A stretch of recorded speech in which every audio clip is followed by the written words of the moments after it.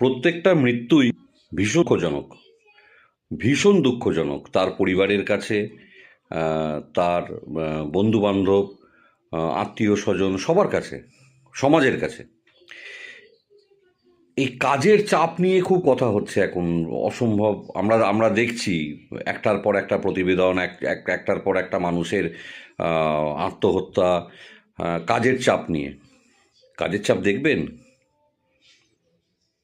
সত্যি দেখতে চান?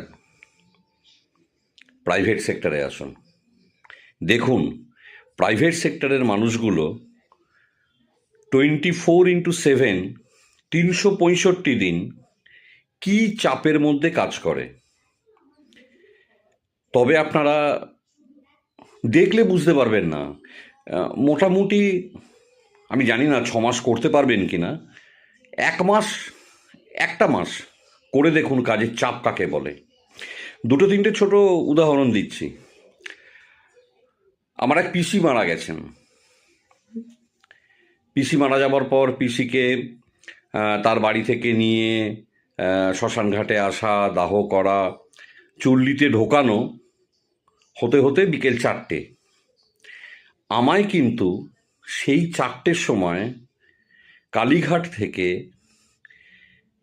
নিজের পয়সায় গাড়ি ভাড়া করে, ট্যাক্সি ভাড়া করে নিউ টাউন ছুটতে হয়েছিল অফিসে, কারণ আমার মান্থ এন্ড চলছিল।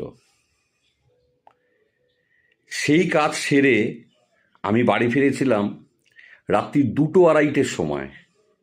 সারাদিন পেটে পড়েছিল 2টো ম্যাগি। মায়ের অপারেশন চলছে, নি রিপ্লেসমেন্ট।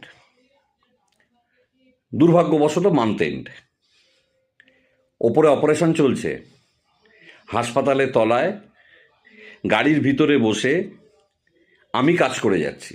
কেন? আমার মান্থ এন্ড। এইরকম ভুরি ভুরি উদাহরণ আমার একার নয়, যারা প্রাইভেট সেক্টরে কাজ করে তাদের সবার। এবার যারা মোটামুটি একটা ওই কর্পোরেট যাদের বলে সেই রকম জায়গায় আছে, তাদের ক্ষেত্রে তো পয়সা কড়িতে মোটামুটি পুষিয়ে যায়। কিন্তু যারা আরও ছোট ছোট কোম্পানিগুলোতে আছে, মাস গেলে হয়তো 10,000, 15,000 টাকা মাইনে পায়, বা 20,000 টাকা, একবার খবর নিয়ে দেখুন তাদের কাজের চাপ কি জিনিস। সবার, প্রত্যেকের। আমি দেখছি মানে সরকারি কর্মচারী, তাদের পাওনা দেনা পাওনা কি পাচ্ছেন না, সরকার কি দিচ্ছে না বা দিতে পারছে